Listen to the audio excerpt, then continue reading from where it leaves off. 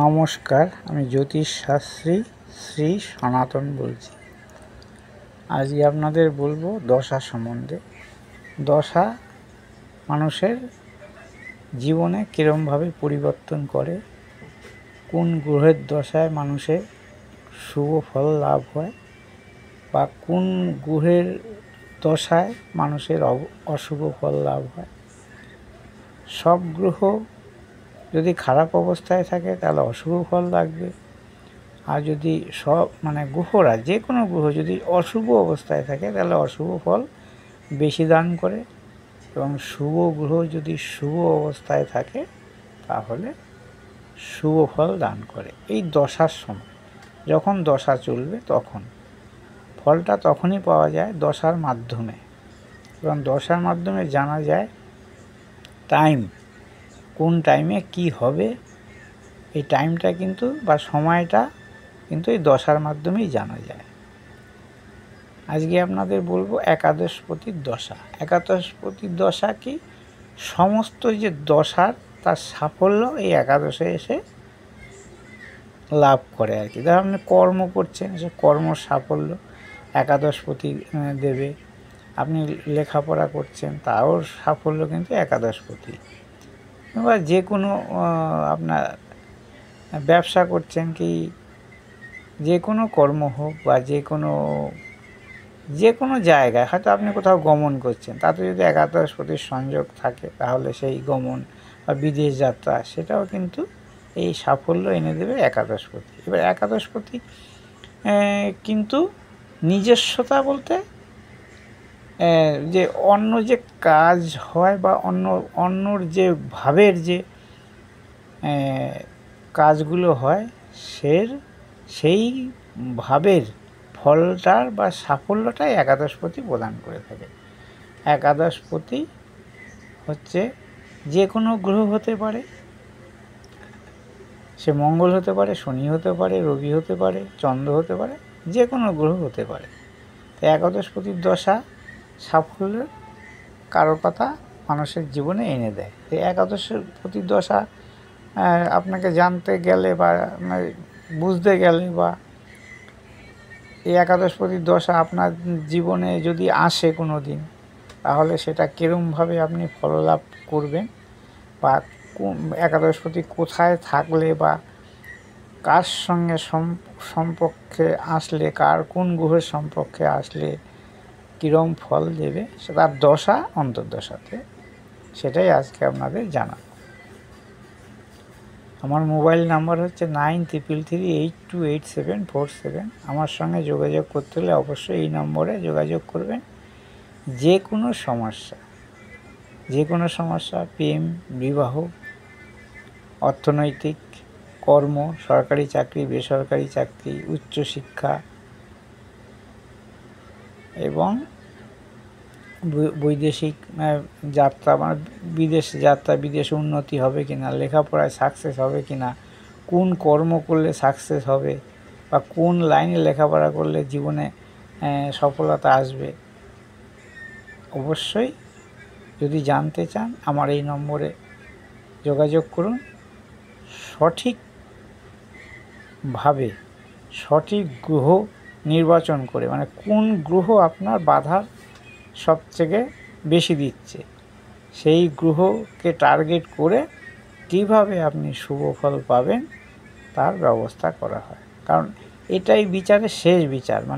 শেষ বিচার বলতে এই বিচারটা যদি সঠিক না হয় তাহলে আপনি দামি দামি স্টোন বা দামি দামি কোনো কিছু করেও কিন্তু আপনি সাফল্য পাবেন না।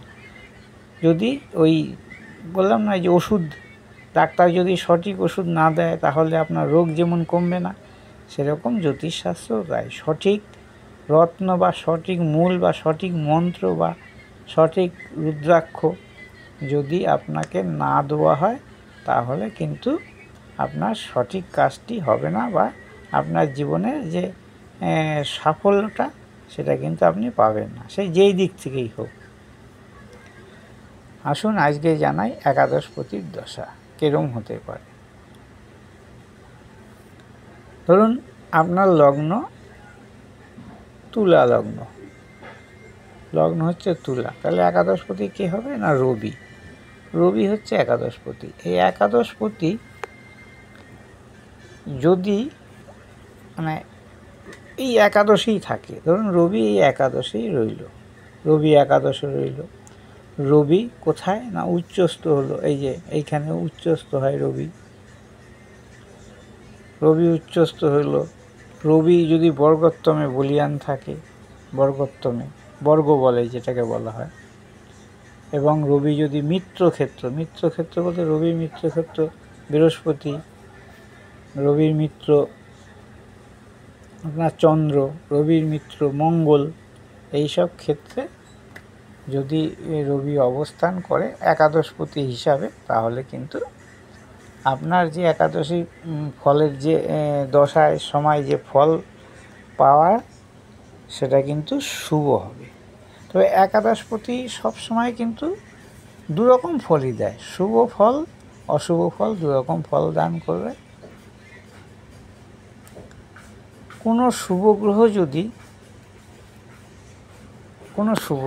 শুভ গ্রহ যদি একাদশপতি হয়, সেই যদি কেন্দ্রে অবস্থান করে তাহলে কিন্তু শুভ ফল দেয়। ধরুন এই রবি হচ্ছে রবি, ধরুন কেন্দ্র বলতে আমরা লগ্ন, সপ্তম, চতুর্থ এবং দশমকে আমরা কেন্দ্র বলি।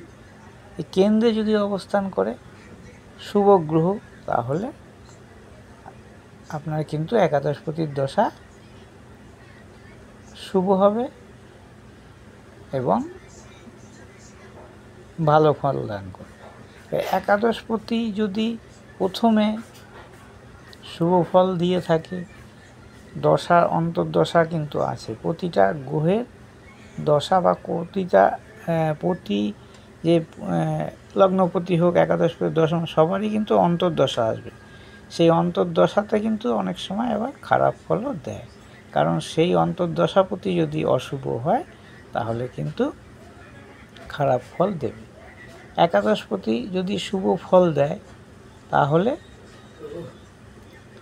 আপনি নানা রকমভাবে অর্থক্ষেত্রে হলে অর্থ উপার্জন, কর্মক্ষেত্রে কর্ম সাফল্য, যারা লেখাপড়া করছে তাদের লেখাপড়ায় সাফল্য, যারা চাকরির জন্য পরীক্ষা দিচ্ছে তাদের সেই চাকরি পরীক্ষায় সাফল্য, এবং যাদের শরীর স্বাস্থ্য নিয়ে চিন্তিত আছেন তাদের সে একাদশপতির দশা যদি শুরু হয়, তখন কিন্তু একাদশপতি যদি শুভ থাকে তাহলে কিন্তু সেই দশায় তাদের শুভ ফল লাভ হয়। এবার একাদশপতি যদি অশুভ থাকে, অশুভ বলতে ধরুন একাদশপতি এখানে রইল, একাদশপতি এখানে রইল, সঙ্গে